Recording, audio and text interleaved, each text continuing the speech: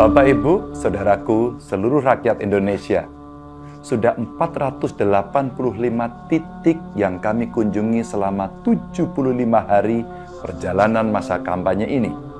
Menemui jutaan wajah dengan senyumnya yang merekah.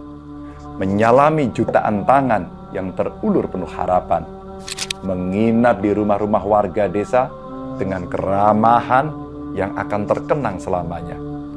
Punggung baju saya ini telah penuh coretan, menjadi wadah untuk tumpahan kritik dan masukan, sekaligus suntikan energi yang memperkuat mental dan moral.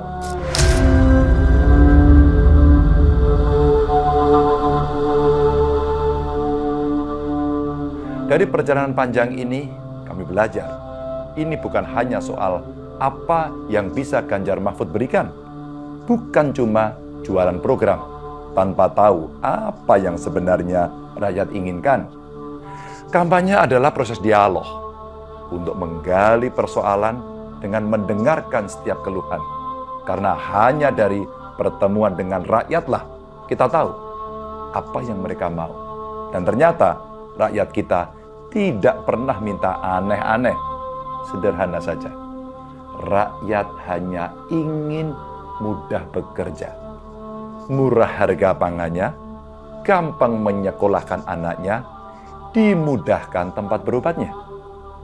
Para pemuda ingin berekspresi, berkembang, dan tentu saja mandiri. Pak Tani ingin pupuknya gampang dan murah, panennya dihargai tinggi. Para pengusaha ingin cepat ngurus izinnya, tak mau lagi dipersulit oleh pungli dan korupsi. Rakyat ingin pemimpin yang benar-benar perhatian. Ada ketika dibutuhkan, bergerak cepat, sat-set, menyelesaikan setiap persoalan. Bahkan mereka pun sebenarnya tidak peduli siapa presidennya, asalkan dia serius bekerja untuk kesejahteraan seluruh rakyatnya. Bukan yang hanya melanggengkan kekuasaan diri dan keluarganya.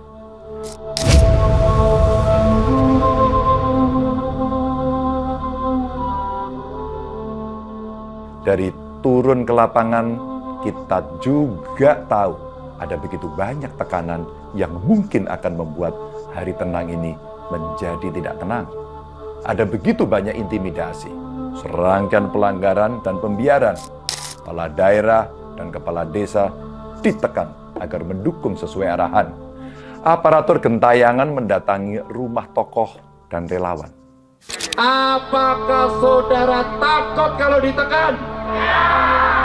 Apakah takut? Kita bukan orang-orang penakut. Gergel hati saya ketika mereka bilang, kami tidak takut, Pak. Mau diancam, diintimidasi, kami tetap bersama Bapak. Bangga hati saya. Hormat saya setinggi-tingginya untuk keberanian dan ketulusan Bapak Ibu semua.